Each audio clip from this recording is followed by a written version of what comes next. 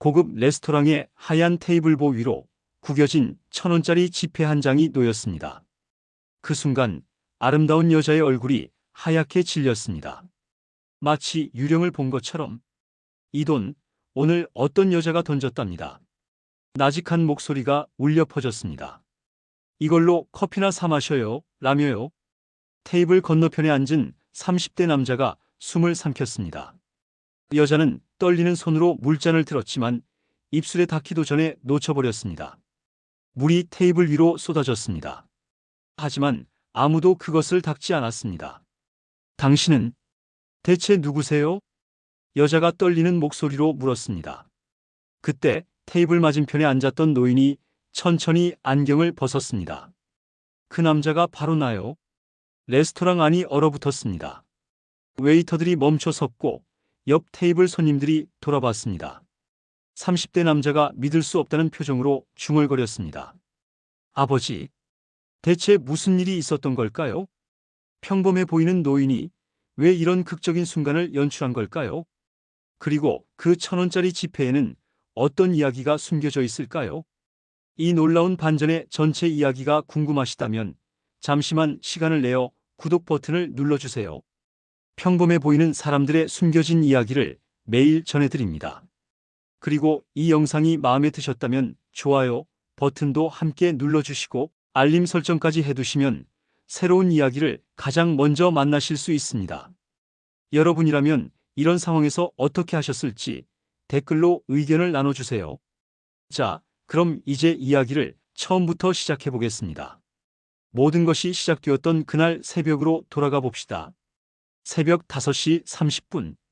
알람이 울리기도 전에 한 남자가 눈을 떴습니다. 그는 이미 30년째 같은 시간에 일어나고 있었습니다. 가난했던 시절의 습관은 부자가 된 지금도 그를 놓아주지 않았습니다. 한도현, 62살. 그는 침대에서 일어나 거울 앞에 섰습니다. 거울에 비친 자신의 얼굴을 가만히 들여다봤습니다. 주름이 깊게 패인 얼굴. 하지만 여전히 날카로운 눈빛. 그의 시선이 거울 옆 벽으로 옮겨갔습니다.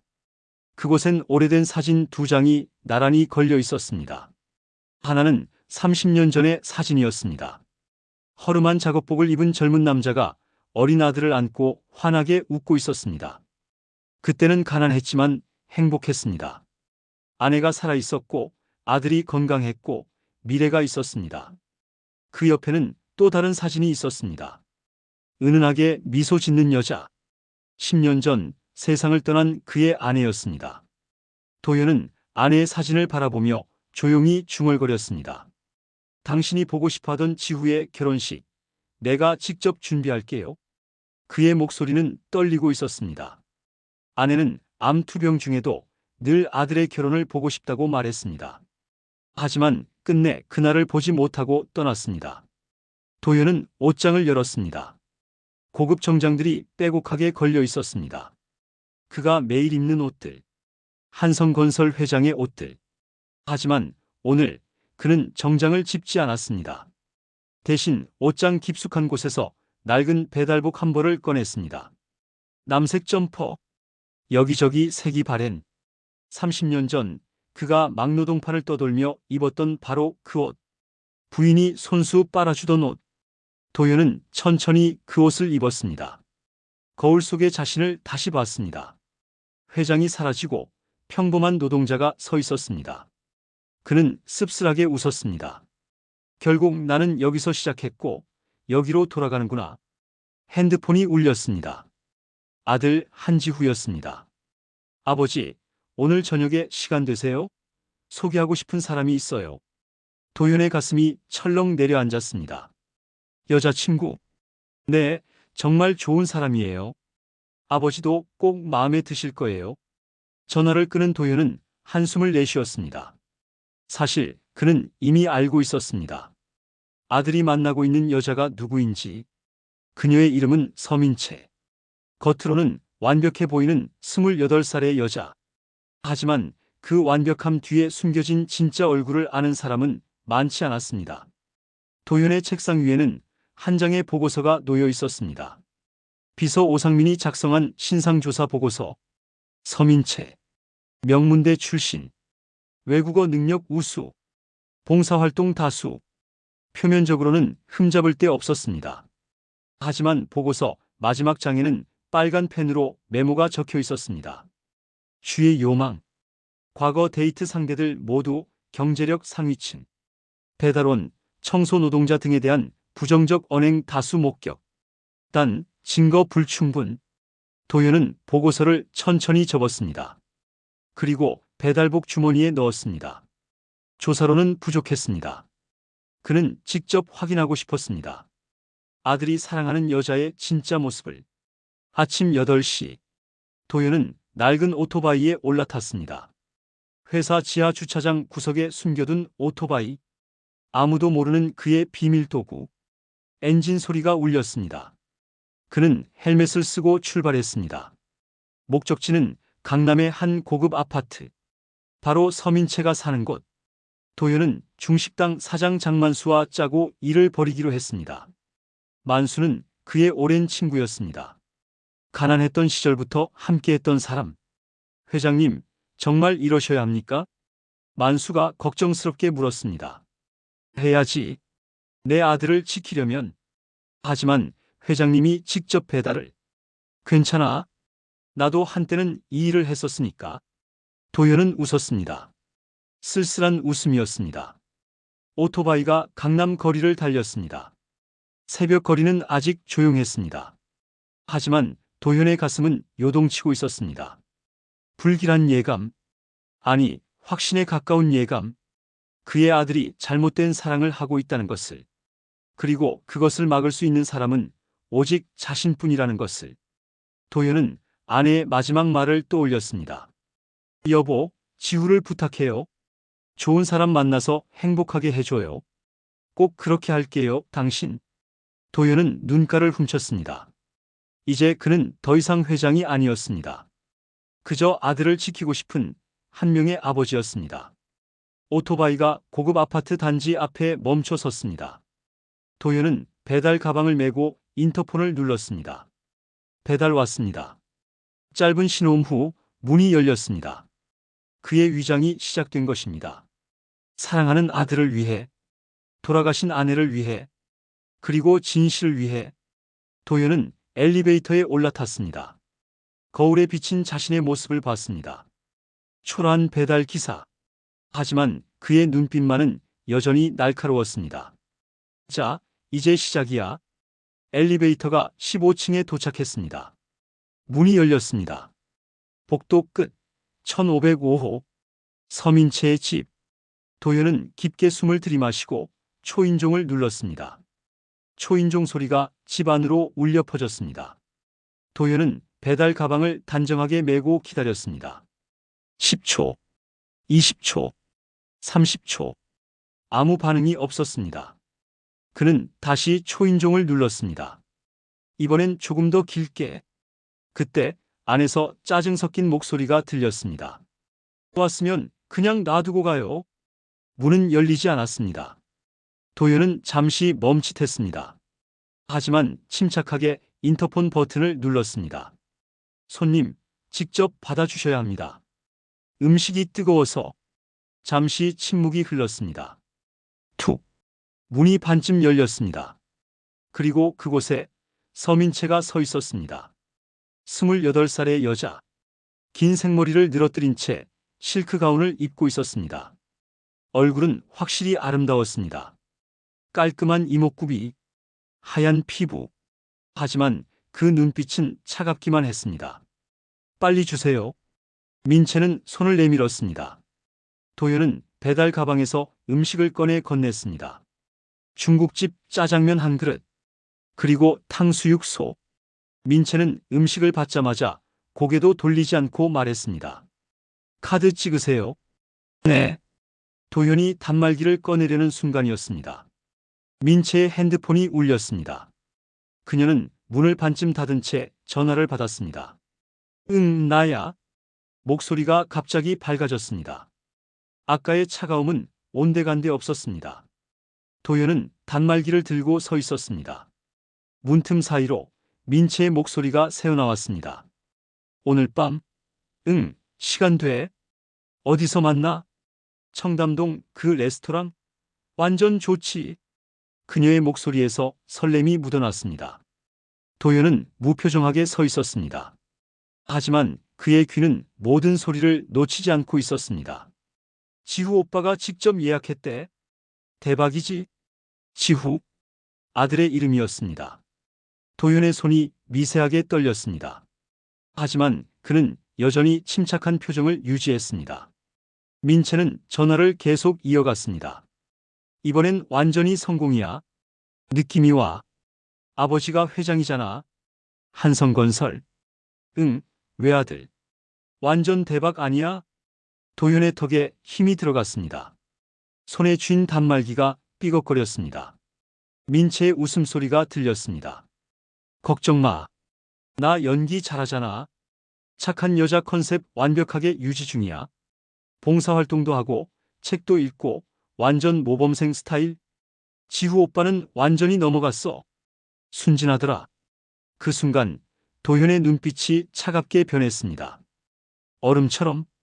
그는 지금까지 많은 사람들을 만나왔습니다. 사업을 하며 수많은 거짓말을 봐왔습니다. 하지만 이런 계산적인 거짓말은 처음이었습니다. 사랑을 가장한 사기.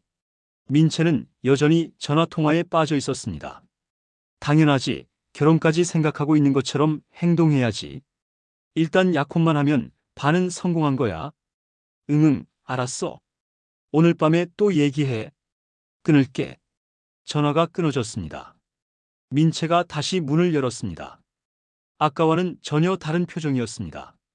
환하게 웃고 있었습니다. 아, 미안해요. 친구 전화였어요. 목소리도 부드러워졌습니다. 마치 다른 사람처럼. 도연은 단말기를 내밀었습니다. 카드 찍으시면 됩니다. 민채가 카드를 긁었습니다. 그리고 영수증을 받으며 말했습니다. 수고하세요. 하지만 그녀의 눈은 이미 도연을 보고 있지 않았습니다. 마치 투명인간처럼, 존재하지 않는 사람처럼. 도연은 고개를 숙이고 돌아섰습니다. 감사합니다. 문이 닫혔습니다. 복도에 홀로 남은 도연은 잠시 그 자리에 서 있었습니다. 주먹을 꽉 쥐었습니다. 손등에 핏줄이 붉어져 나왔습니다. 그는 천천히 심호흡을 했습니다. 침착해야 했습니다. 지금 화를 내면 안 됐습니다. 더 많은 것을 봐야 했습니다. 확실한 증거를 잡아야 했습니다. 엘리베이터로 걸어가는 그의 등이 조금 굽어 보였습니다. 마치 정말로 오랜 세월 배달 일을 해온 노인처럼. 하지만 그의 눈빛만은 달랐습니다. 결심으로 가득 찬 눈빛. 엘리베이터 안 거울에 비친 자신을 봤습니다. 지후야, 아빠가 지켜줄게. 그는 혼잣말로 중얼거렸습니다. 내 어머니가 봤으면 가슴 아파했을 거야. 엘리베이터가 1층에 도착했습니다. 도연은 오토바이에 올라탔습니다. 핸드폰이 울렸습니다. 비서 오상민이었습니다. 회장님, 오전 회의가 취소해. 네? 하지만 일주일간 모든 일정 취소. 내가 직접 처리할 일이 있어. 회장님, 무슨... 도연은 전화를 끊었습니다. 그리고 다시 오토바이 시동을 걸었습니다. 오늘은 첫날이었습니다. 앞으로 일주일. 그는 매일 이곳에 올 것입니다. 배달기사로. 그녀의 진짜 모습을 완벽하게 기록할 때까지. 오토바이가 출발했습니다. 아침 햇살이 그의 등을 비췄습니다. 하지만 그의 그림자는 길게 드리워져 있었습니다.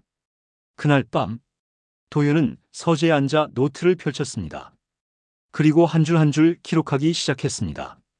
첫째 날, 전화 통화 내용, 연기한다는 말, 순진하다는 말, 성공이라는 표현. 그의 손은 떨리지 않았습니다. 냉정하게, 정확하게 모든 것을 기록했습니다. 아내의 사진이 책상 위에서 그를 내려다보고 있었습니다. 여보, 우리 아들 지켜야 해요. 도연은 사진을 쓰다듬었습니다. 꼭 지킬게요. 당신 대신에. 창 밖으로 밤하늘이 보였습니다. 별이 하나 둘 떠오르고 있었습니다. 도연은 노트를 덮고 눈을 감았습니다. 내일 또 그곳에 가야 했습니다. 또 그 차가운 시선을 받아야 했습니다. 또 투명인간처럼 무시당해야 했습니다. 하지만 괜찮았습니다. 아들을 위해서라면 그는 무엇이든 할 수 있었습니다. 알람을 다시 새벽 5시 30분으로 맞췄습니다. 내일도, 모레도 그가 진실을 완전히 밝힐 때까지 이 싸움은 계속될 것입니다. 이튿날 아침 10시 도연의 핸드폰이 울렸습니다. 장만수 사장이었습니다. 회장님, 또 주문 들어왔습니다. 같은 집이에요. 알았네. 도연은 배달복을 입고 오토바이에 올랐습니다. 어제와 같은 길, 어제와 같은 아파트. 하지만 오늘은 달랐습니다. 오늘은 준비가 되어 있었습니다. 1505호 앞 초인종을 눌렀습니다. 이번엔 금방 문이 열렸습니다.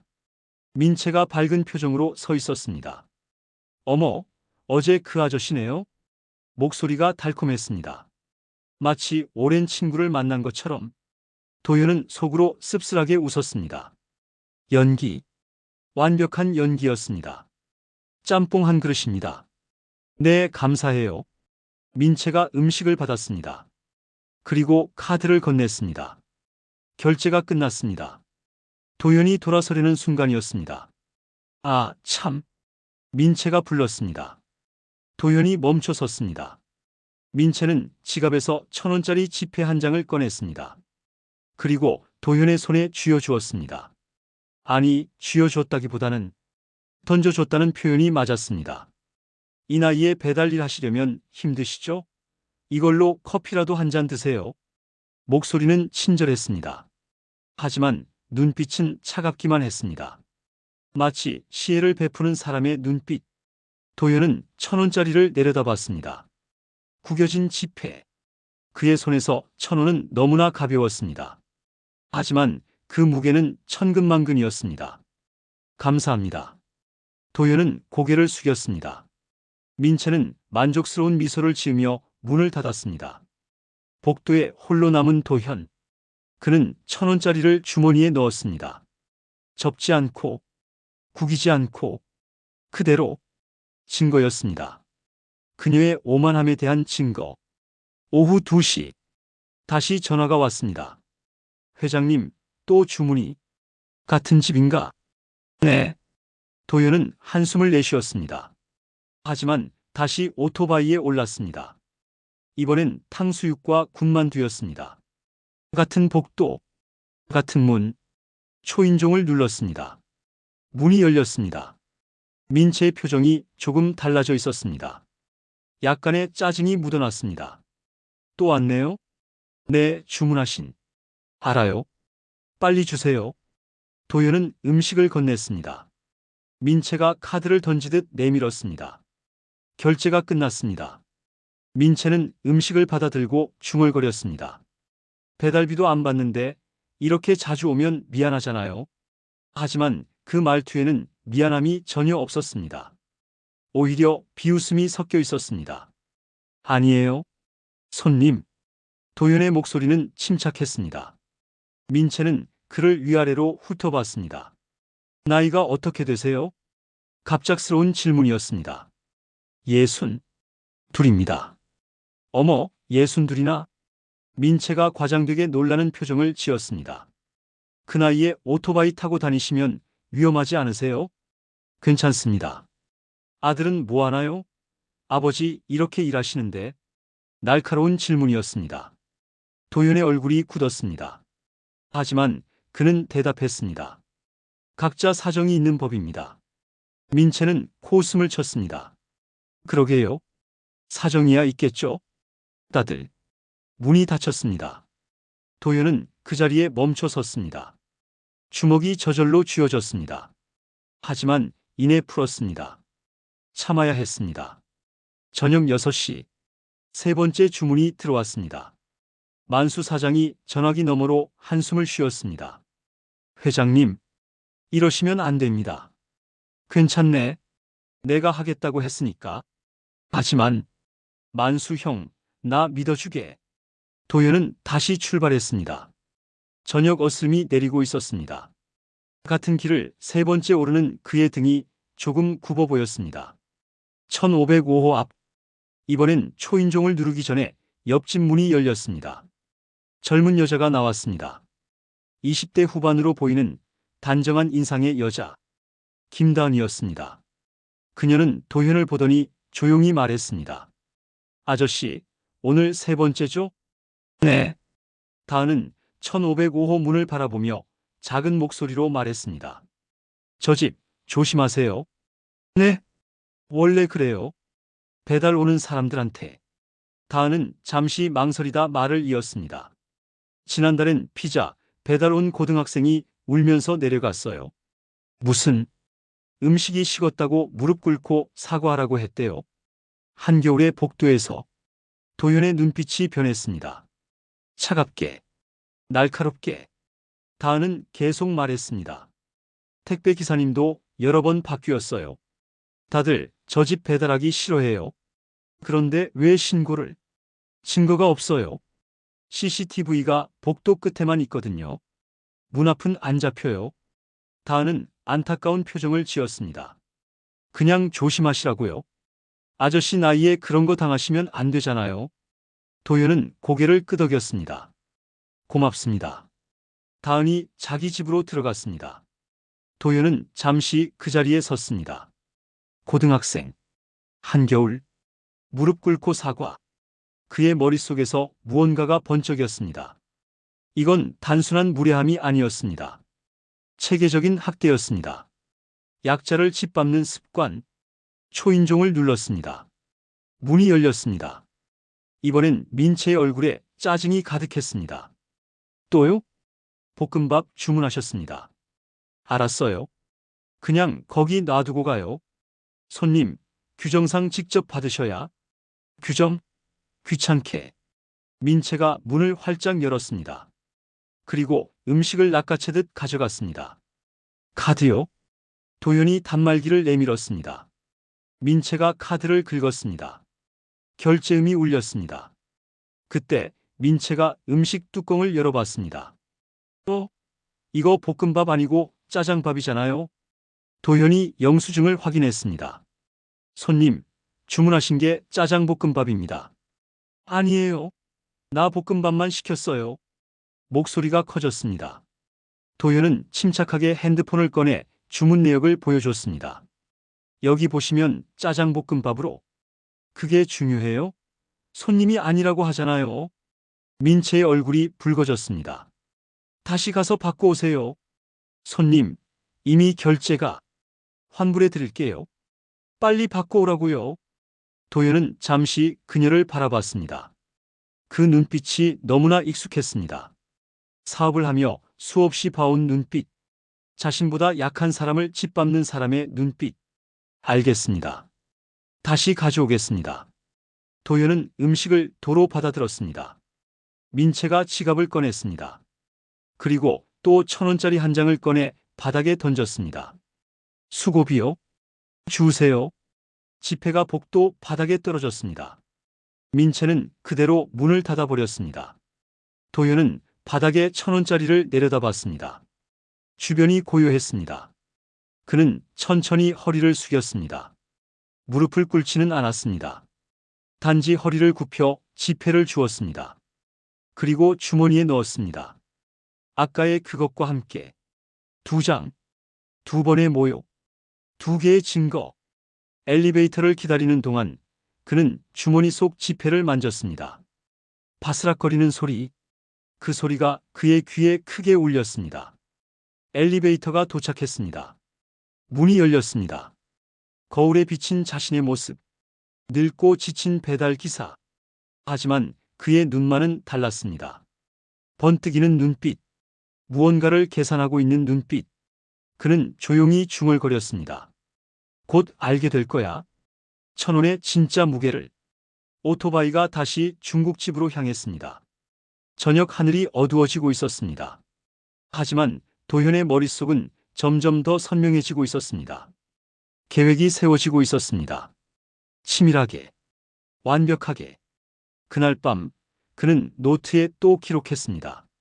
둘째 날, 3번의 배달, 1,000원 2장, 고등학생 일화 확인, 증인 김다은, 확신 마이너스 습관적 학대. 펜을 놓고 창밖을 봤습니다. 어딘가에서 그의 아들이 저 여자를 만나고 있을 것입니다. 환한 미소로, 달콤한 말로, 완벽한 연기로. 조금만 기다려, 지후야. 도연은 노트를 덮었습니다.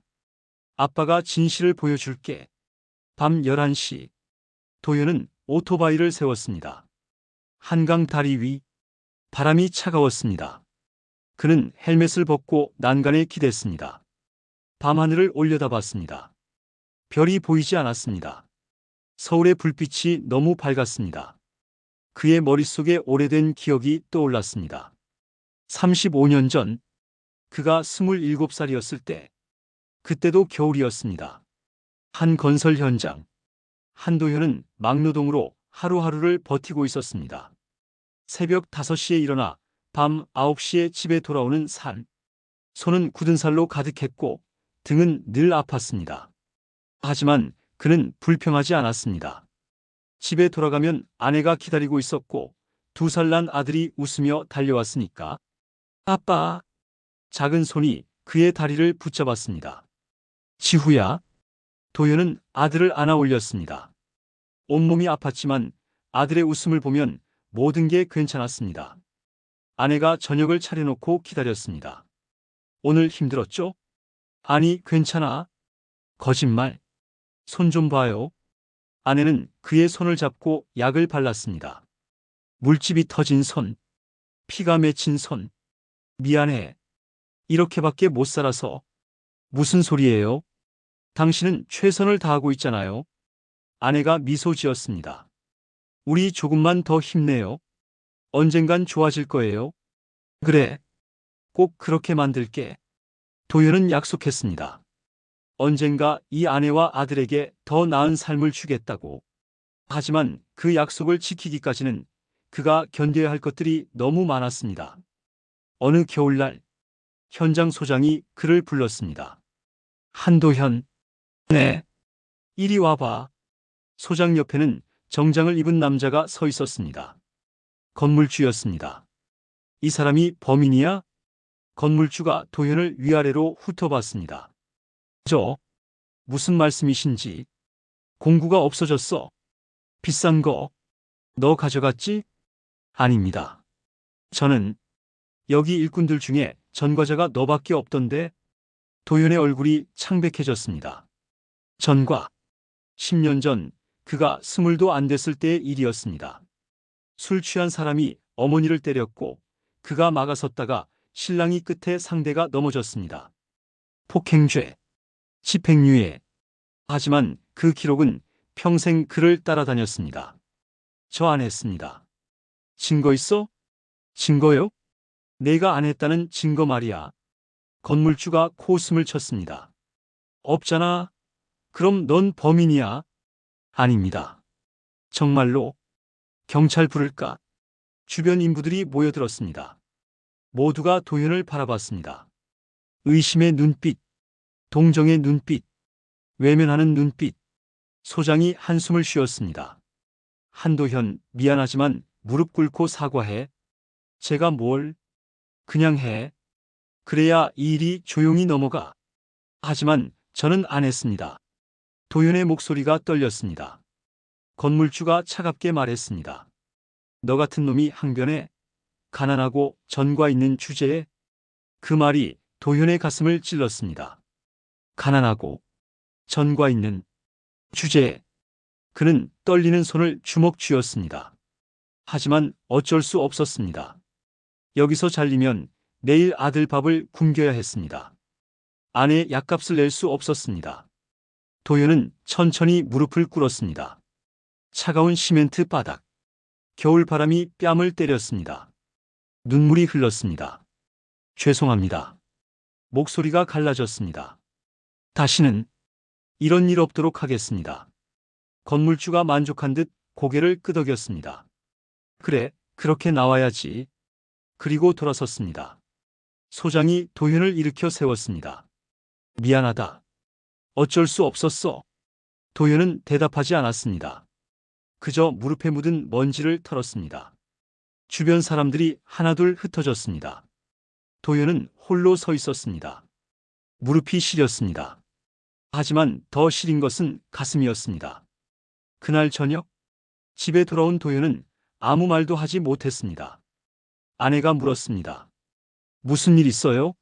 아니야. 당신 눈 빨개요. 무슨 일 있었죠? 도연은 고개를 돌렸습니다. 아내에게 말할 수 없었습니다. 자신이 무릎 꿇었다고, 죄도 없이 사과했다고. 그날 밤 그는 잠들지 못했습니다. 창밖으로 별이 보였습니다. 무수히 많은 별. 그는 별을 보며 다짐했습니다. 다시는 이렇게 살지 않겠어. 누구에게도 무시당하지 않을 거야. 내 아들만큼은 이런 굴욕당하지 않게 하겠어. 주먹을 꽉 쥐었습니다. 손톱이 손바닥에 박혔습니다. 하지만 아프지 않았습니다. 그보다 더 큰 아픔이 가슴에 있었으니까. 다음 날 도연은 현장을 그만뒀습니다. 그리고 다른 일을 시작했습니다. 새벽 배달, 밤 경비, 무엇이든 했습니다. 돈을 모았습니다. 한 푼 한 푼. 밥을 굶으면서도 저축했습니다. 5년이 지났습니다. 그는 작은 건설 하청을 시작했습니다. 10년이 지났습니다. 회사가 커졌습니다. 20년이 지났습니다. 한성건설 회장이 되었습니다. 하지만 그 무릎 꿇었던 날을 잊은 적은 없었습니다. 한강 다리 위, 도연은 현재로 돌아왔습니다. 바람이 더 차가워졌습니다.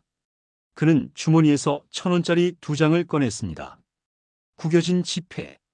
그것을 보며 도연은 조용히 중얼거렸습니다. 그때 나는 자존심을 위해 무릎을 꿇었어. 하지만 이번엔 다르지.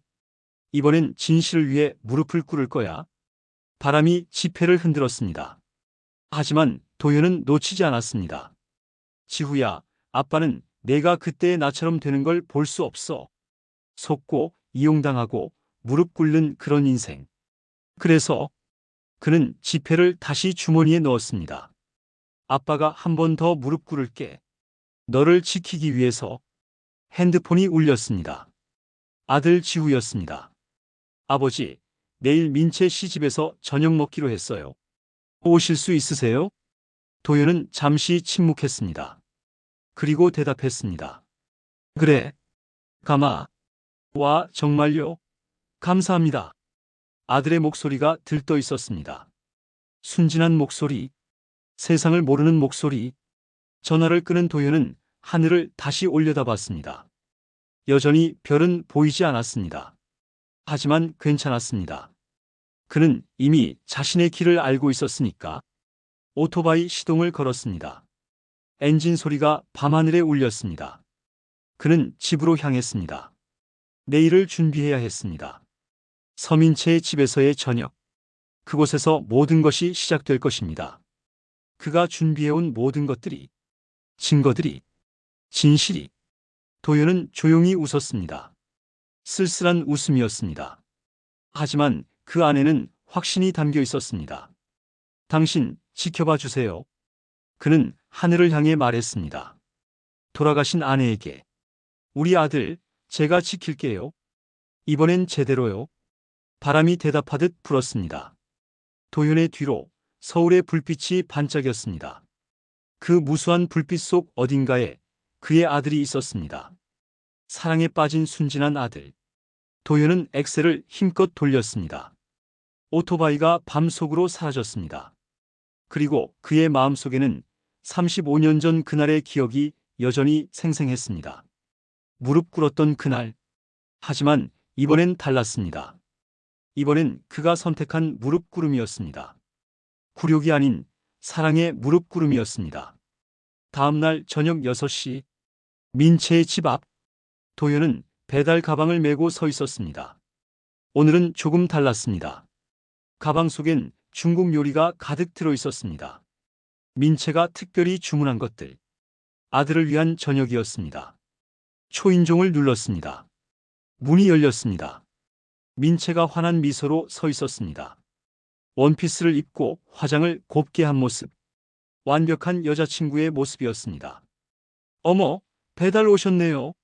목소리가 꿀처럼 달콤했습니다. 도현은 고개를 숙였습니다. 주문하신 음식입니다. 네, 감사해요. 잠깐만요. 민채가 음식을 받으려는 순간이었습니다. 엘리베이터 문이 열렸습니다. 한지후가 나타났습니다. 민채야. 밝은 목소리. 그는 꽃다발을 들고 있었습니다. 민채의 표정이 더 환해졌습니다. 오빠, 왔어요? 그녀는 지우에게 달려가며 도현을 완전히 잊은 듯 보였습니다. 도현은 그 자리에 서서 두 사람을 바라봤습니다. 아들이 민채의 손을 잡았습니다. 웃고 있었습니다. 행복해 보였습니다. 도현의 가슴이 아렸습니다. 지후가 민채와 함께 다가왔습니다. 그리고 도현을 보았습니다. 하지만 알아보지 못했습니다. 그저 배달 기사일 뿐. 아, 음식 왔네요? 지후가 밝게 말했습니다. 고생하셨어요. 도현은 대답하지 못했습니다. 목이 메었습니다. 아들이 바로 앞에 있는데 말을 걸 수 없었습니다. 민채가 얼른 끼어들었습니다. 오빠 들어가요. 제가 처리할게요. 그녀는 지후를 집 안으로 밀어넣었습니다. 잠깐만 기다려요. 금방 갈게요. 문이 반쯤 닫혔습니다. 민채의 얼굴이 순식간에 변했습니다. 달콤한 미소가 사라졌습니다. 차가운 눈빛이 드러났습니다. 빨리 주세요. 목소리도 차갑게 식었습니다. 도현은 음식을 하나씩 꺼냈습니다. 짜장면 2그릇, 탕수육회, 팔보채, 볶음밥. 민채가 하나씩 확인했습니다. 그리고 짜장면 뚜껑을 열어봤습니다. 그녀의 눈썹이 찌푸려졌습니다. 이거 왜 이래요? 무슨, 짜장이 너무 짜잖아요. 민채가 목소리를 높였습니다. 도현이 조용히 말했습니다. 손님, 맛을 보시고. 맛 안 봐도 알아요. 색깔만 봐도 짜 보이잖아요. 그녀의 목소리가 점점 커졌습니다. 오늘 중요한 날인데 이게 뭐예요? 죄송합니다. 다시 가져오겠습니다. 다시? 시간이 얼마나 걸리는데요? 민채가 팔짱을 꼈습니다. 이거 완전 기분 망쳤잖아요. 도현은 침묵했습니다. 민채가 한 걸음 다가왔습니다. 그리고 낮은 목소리로 말했습니다. 무릎 꿇고 사과하세요. 네? 아저씨가 잘못 가져왔으니까 무릎 꿇고 사과하라고요. 도현의 눈이 흔들렸습니다. 민채는 미소를 지었습니다. 차갑고 잔인한 미소. 뭐, 안 하실 거예요? 그럼 사장님한테 전화할까요? 손님. 아니면 여기서 소란 피울까요? 제 남자친구 앞에서? 협박이었습니다. 도현은 민채의 눈을 봤습니다. 그 눈에는 인간미라고는 찾아볼 수 없었습니다. 그저 약자를 짓밟는 쾌감만이 있었습니다. 도현은 천천히 숨을 들이마셨습니다. 그리고 무릎을 꿇었습니다. 복도 바닥, 차가운 타일, 35년 만에 무릎 꿇음. 하지만 이번엔 달랐습니다. 이번엔 그가 선택한 것이었습니다. 죄송합니다. 목소리가 떨렸습니다. 민채가 만족스럽게 웃었습니다. 그렇지. 진작 이럴 것이지. 바로 그 순간 집 안문이 활짝 열렸습니다. 한지후가 서 있었습니다. 얼굴이 창백했습니다. 민채야. 지후의 목소리가 떨렸습니다. 지금 뭐 하는 거야? 민채의 얼굴이 순식간에 변했습니다. 오빠, 이게 아니라 내가 다 봤어. 다 들었어. 지우는 믿을 수 없다는 표정으로 민채를 바라봤습니다. 민채는 급히 변명했습니다. 저분이 음식을 잘못 가져와서. 그래서 무릎 꿇으라고. 아니, 저분이 자발적으로. 거짓말하지 마. 지후의 목소리가 터져나왔습니다. 처음 보는 아들의 모습이었습니다. 도현은 여전히 무릎을 꿇은 채였습니다. 고개를 들지 못했습니다. 아들이 보고 있었습니다. 자신의 이 모습을. 눈물이 흘렀습니다. 볼을 타고 내렸습니다. 턱 끝에서 떨어졌습니다. 바닥에 작은 얼룩을 만들었습니다. 지후가 다가왔습니다. 아저씨, 일어나세요. 따뜻한 목소리. 착한 아들의 목소리. 도현은 천천히 일어났습니다. 고개를 돌렸습니다. 아들을 똑바로 볼 수 없었습니다. 괜찮습니다. 그는 작게 말했습니다. 실례했습니다. 그리고 돌아섰습니다. 아저씨, 지후가 불렀습니다. 하지만 도현은 멈추지 않았습니다. 엘리베이터로 걸어갔습니다.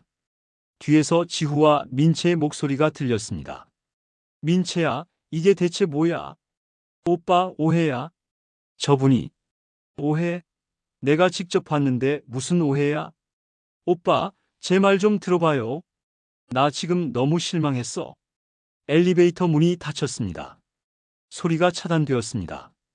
도현은 거울에 비친 자신을 봤습니다. 눈물 자국이 선명했습니다. 그는 천천히 눈물을 닦았습니다. 1층에 도착했습니다. 밖으로 나왔습니다. 차가운 바람이 얼굴을 때렸습니다. 오토바이에 올라탔습니다. 시동을 걸었습니다. 떠나려는 순간 핸드폰이 울렸습니다. 비서 오상민이었습니다. 회장님, 준비 다 됐습니다. CCTV 영상은 확보했습니다. 지난 한 달치 전부. 증인은 옆집 김다은 씨 협조하겠답니다. 그리고 그 고등학생도 찾았습니다. 도현의 눈빛이 날카로워졌습니다. 좋아. 내일 모두 준비해. 회장님, 괜찮으십니까?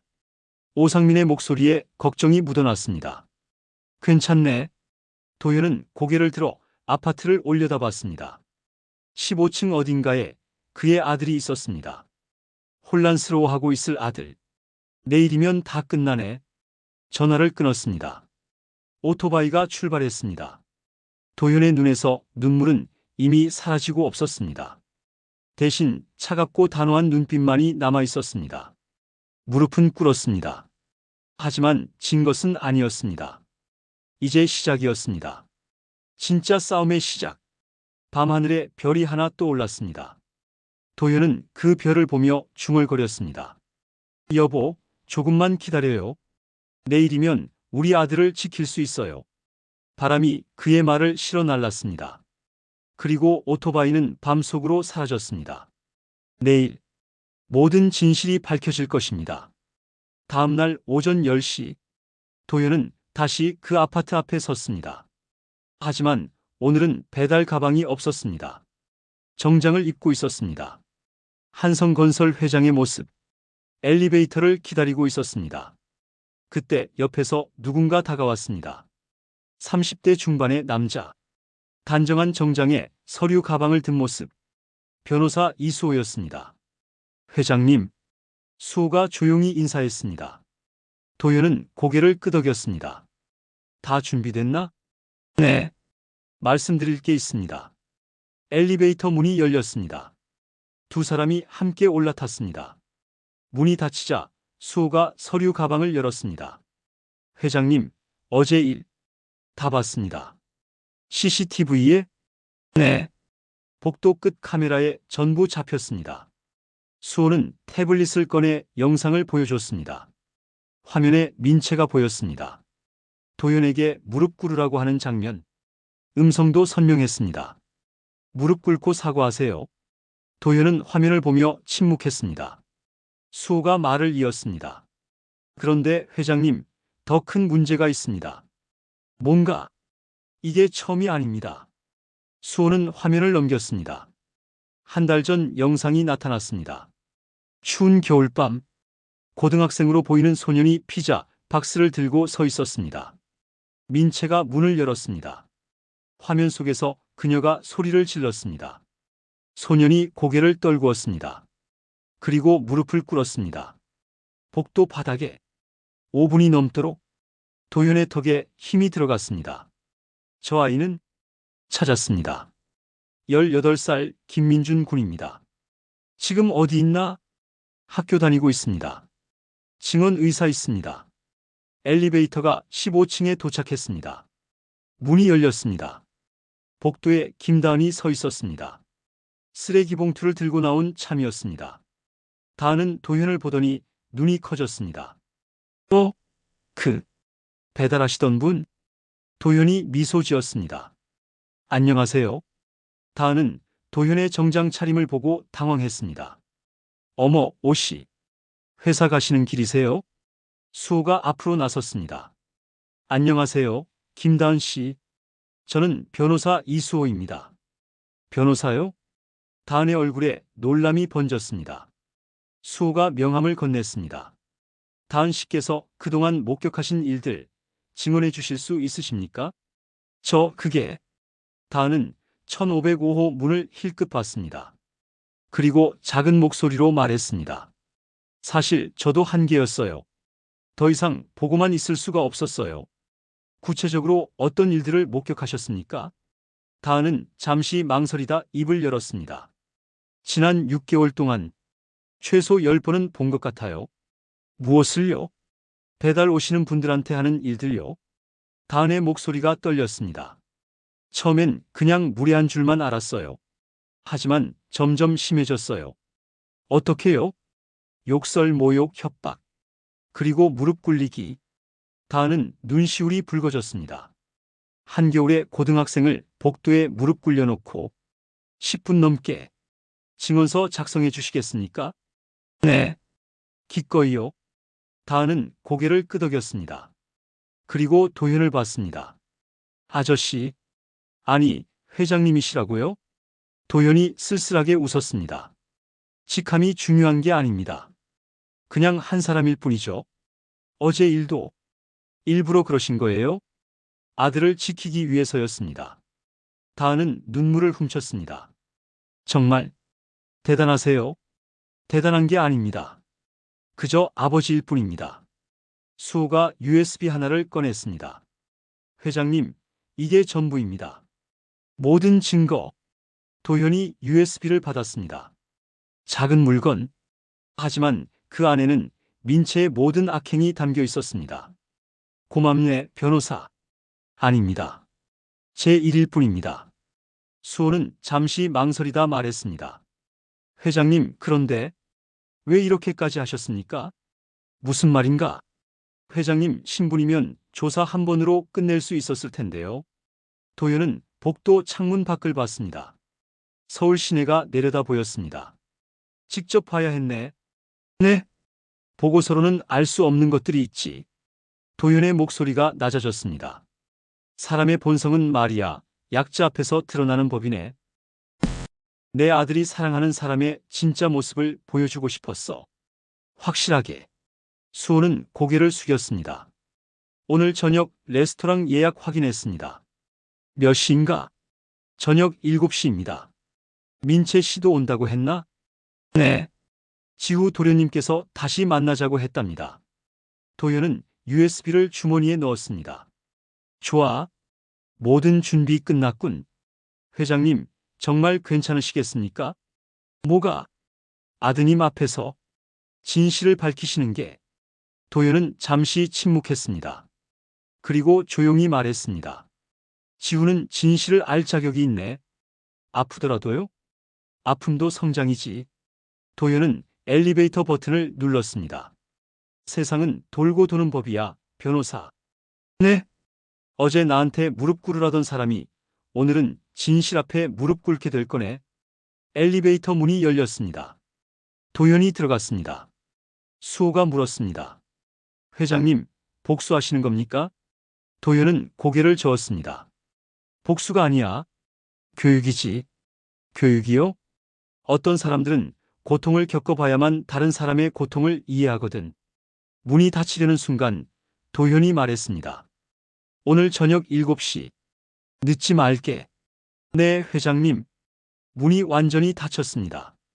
다은이 수호에게 물었습니다.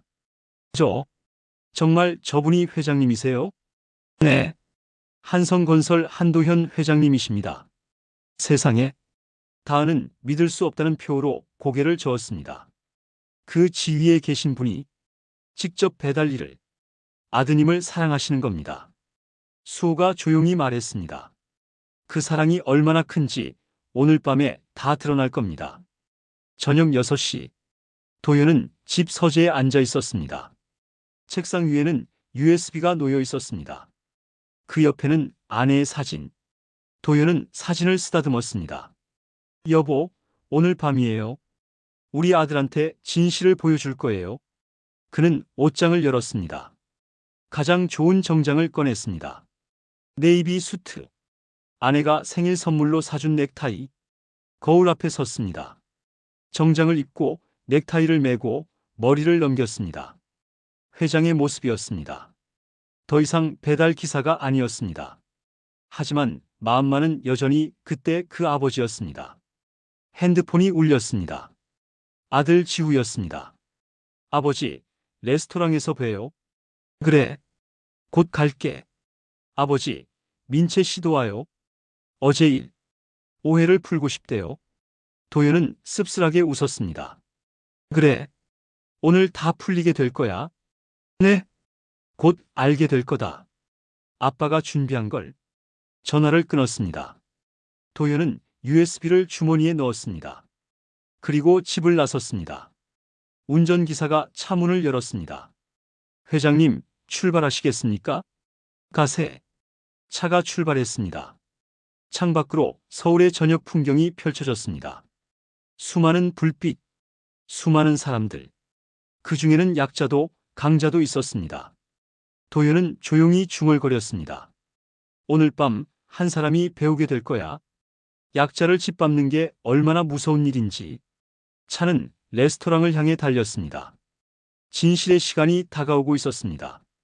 저녁 7시 5분. 청담동 고급 레스토랑. 은은한 조명 아래 하얀 테이블보가 깔린 테이블. 한지후가 먼저 도착해 앉아 있었습니다. 긴장한 얼굴. 어제 본 그 장면이 머릿속을 떠나지 않았습니다. 민채가 들어왔습니다. 우아한 원피스에 단정한 메이크업. 완벽한 모습이었습니다. 오빠 기다렸죠? 환한 미소. 하지만 지후는 웃지 않았습니다. 앉아. 민채는 잠시 당황했지만 이내 자리에 앉았습니다.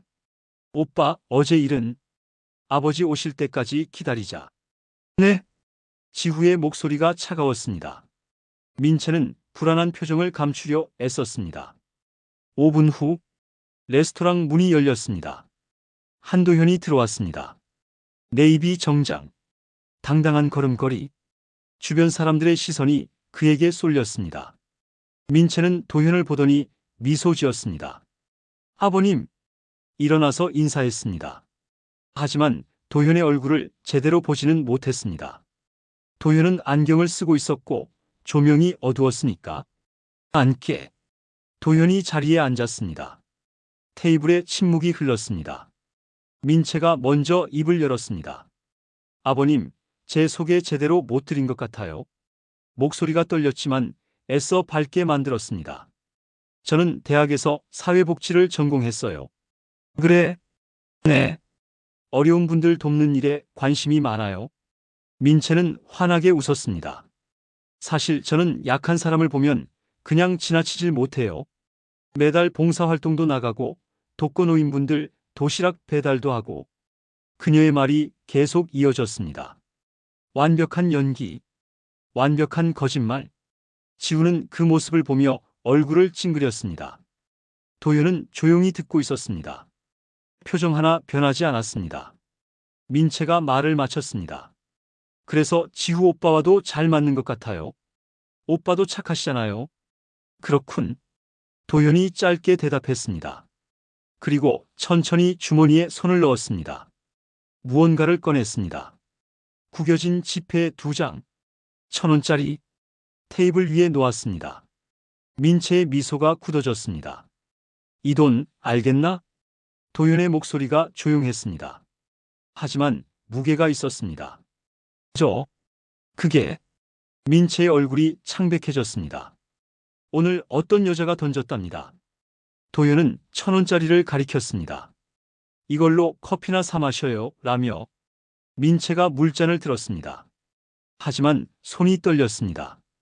물이 테이블 위로 쏟아졌습니다. 하지만 아무도 그것을 닦지 않았습니다. 그 여자가 말하더군. 이 나이에 배달이라니 불쌍하다고. 도현의 목소리가 계속 이어졌습니다. 약한 사람을 그냥 못 지나친다면서요? 아, 아버님. 그리고 이 여자가 한 남자에게 무릎을 꿇으라고 했답니다. 민채의 입술이 파르르 떨렸습니다. 지후가 두 사람을 번갈아 봤습니다. 복도에서요? 아무 잘못도 없는 사람에게. 도현은 천천히 안경을 벗었습니다. 레스토랑 불빛이 그의 얼굴을 비췄습니다. 당신은 대체 누구세요? 민채가 떨리는 목소리로 물었습니다. 도현이 그녀를 똑바로 봤습니다. 그 남자가 바로 나요. 순간 시간이 멈춘 듯 했습니다. 레스토랑 안이 얼어붙었습니다. 옆 테이블 손님들이 돌아봤습니다. 웨이터가 멈춰 섰습니다. 민채의 얼굴에서 핏기가 싹 빠졌습니다. 제가. 그때 지후가 의자를 뒤로 밀며 일어섰습니다. 아버지. 설마. 그래. 나였다. 도현은 아들을 봤습니다. 일주일 동안 나는 매일 그 집에 배달을 갔어. 왜? 너를 보기 위해서였어. 내가 사랑하는 사람의 진짜 모습을. 지우는 의자에 다시 주저앉았습니다. 얼굴이 창백했습니다. 도현은 다시 민채를 봤습니다. 너는 나한테 1,000원을 던졌지. 2번이나. 아버님, 그건 오해예요. 제가. 오해? 도현의 목소리에 힘이 들어갔습니다. 한 달 전 18살 고등학생도 오해였나? 민채의 눈이 커졌습니다. 그 아이를 한겨울에 무릎 꿇린 것도? 그건 CCTV에 다 찍혀 있어. 도현은 주머니에서 USB를 꺼내 테이블에 놓았습니다. 내가 지난 6개월 동안 한 모든 일들. 여기 다 있어. 민채는 말을 잇지 못했습니다. 입만 벙긋거렸습니다. 지후가 USB를 봤습니다.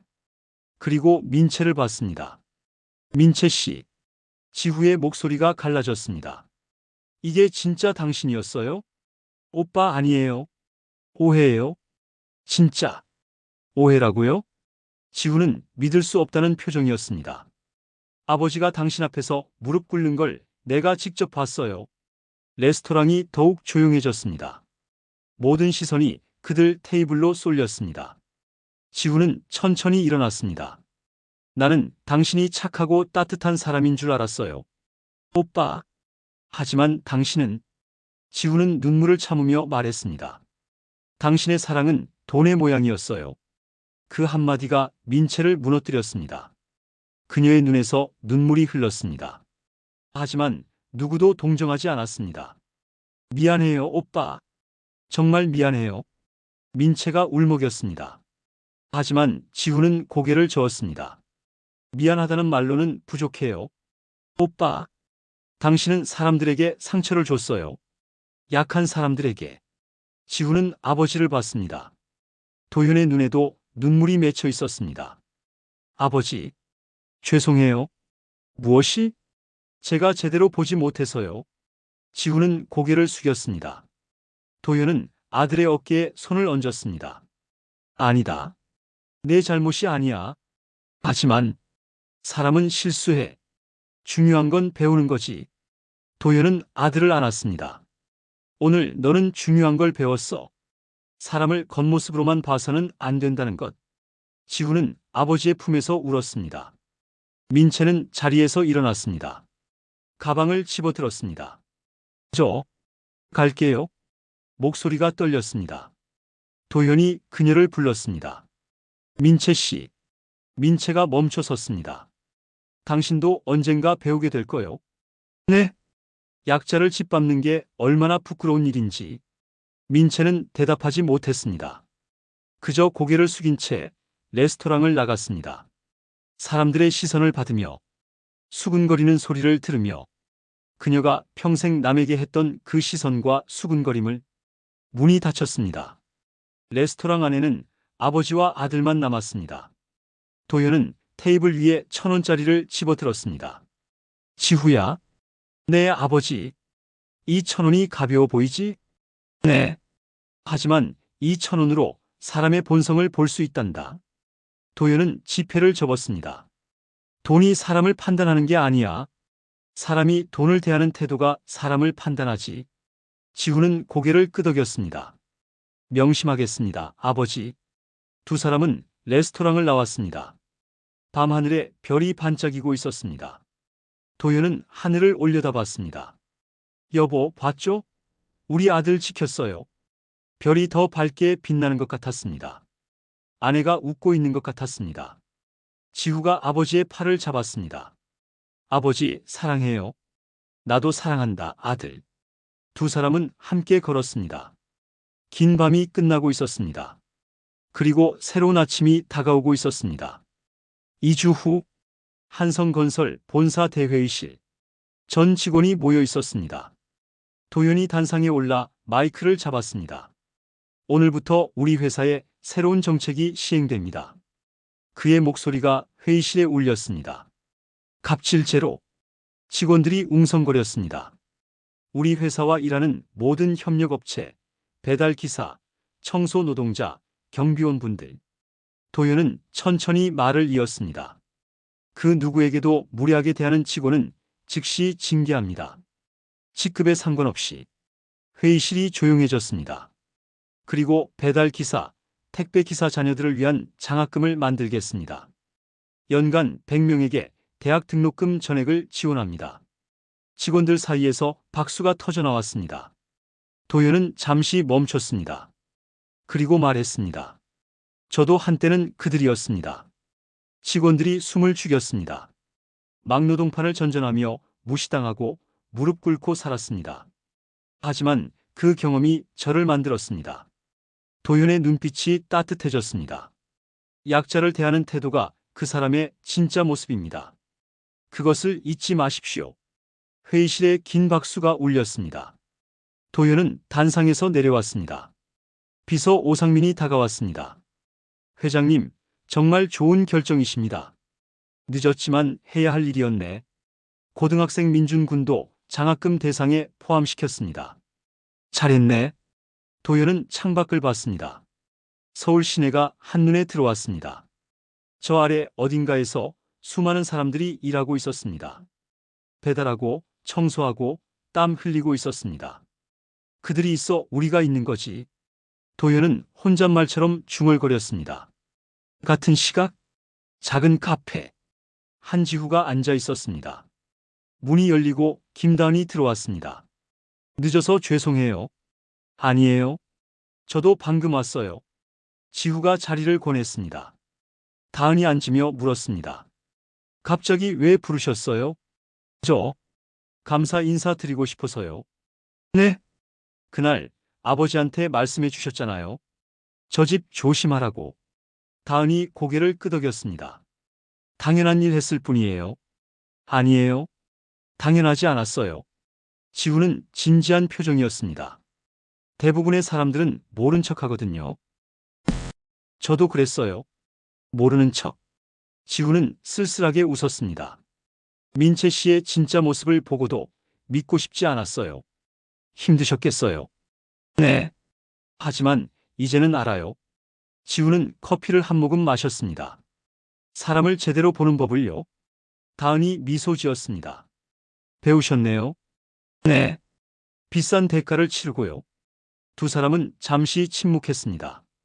그리고 지후가 다시 입을 열었습니다. 다은 씨, 혹시 시간 되시면 저랑 가끔 커피 마실래요? 네. 친구로요? 아니, 친구부터 시작해서. 지후의 얼굴이 약간 붉어졌습니다. 다은은 밝게 웃었습니다. 좋아요. 창밖으로 봄 햇살이 비쳐들었습니다. 따뜻했습니다. 저녁, 도현의 회장실. 그는 홀로 앉아 창밖을 바라보고 있었습니다. 해가 지고 있었습니다. 서울의 하늘이 붉게 물들었습니다. 책상 위에는 아내의 사진이 있었습니다. 그리고 그 옆에 구겨진 1,000원짜리 2장이 액자에 담겨 있었습니다. 도연은 그것을 바라보며 조용히 말했습니다. 여보, 이 1,000원이 우리 아들을 지켰어요. 그는 미소 지었습니다. 돈은 가볍지만 거기 담긴 마음은 무겁더군요. 창밖으로 별이 하나둘 떠오르기 시작했습니다. 도연은 일어나 창가에 섰습니다. 도시의 불빛들이 반짝였습니다. 사람들은 묻더군요. 왜 그렇게까지 했냐고. 회장이 직접 배달 일을 하면서까지. 도연은 고개를 저었습니다. 하지만 나는 알아요. 무릎을 꿇는 게 부끄러운 게 아니라는 걸. 그의 목소리에 힘이 실렸습니다. 사람을 짓밟는 게 부끄러운 거죠. 약자를 무시하는 게 부끄러운 거예요. 겉만 번지르르 하고 속은 썩은 마음이 부끄러운 거고요. 도연은 1,000원짜리 액자를 쓰다듬었습니다. 이 1,000원으로 나는 배웠어요. 진짜 가치는 숫자가 아니라는 것을. 핸드폰이 울렸습니다. 아들 지우였습니다. 아버지, 저 오늘 좋은 사람 만났어요. 그래? 네. 다은 씨요? 그때 저 집 옆에 살던 분. 도연은 웃었습니다. 잘 됐구나. 아버지, 감사해요. 정말로? 무엇이? 제 눈을 뜨게 해주셔서요. 도연의 눈가가 촉촉해졌습니다. 아니다, 지후야. 내가 스스로 눈을 뜬 거야. 사랑합니다, 아버지. 나도 사랑한다. 전화가 끊어졌습니다. 도연은 다시 창밖을 봤습니다. 별들이 더 밝아졌습니다. 그중 하나가 유난히 빛났습니다. 아내의 별 같았습니다. 여보, 우리 아들 잘 컸죠? 이제 당신도 안심할 수 있어요. 바람이 창문을 스쳤습니다. 마치 대답하듯 도연은 천천히 미소 지었습니다. 그리고 회장실을 나섰습니다. 복도를 걸으며 청소하는 분들에게 인사했습니다. 수고하십니다. 아, 회장님. 오늘도 고생 많으셨어요.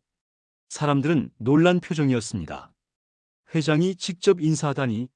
하지만 도연에게는 자연스러운 일이었습니다. 그들도 자신과 같은 사람이었으니까. 건물을 나서며 도연은 밤하늘을 다시 올려다봤습니다. 오늘도 별이 빛나고 있었습니다. 내일도 별은 뜰 것이었습니다. 그리고 그 별빛 아래에서 사람들은 살아갈 것이었습니다. 서로를 존중하며 서로를 이해하며 도연은 차에 올랐습니다. 집으로. 네, 회장님.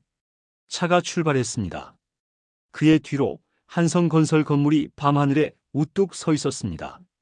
하지만 이제 그 건물은 달라 보였습니다. 권력의 상징이 아니라 책임의 상징으로, 존중의 상징으로. 이야기는 여기서 끝이 납니다.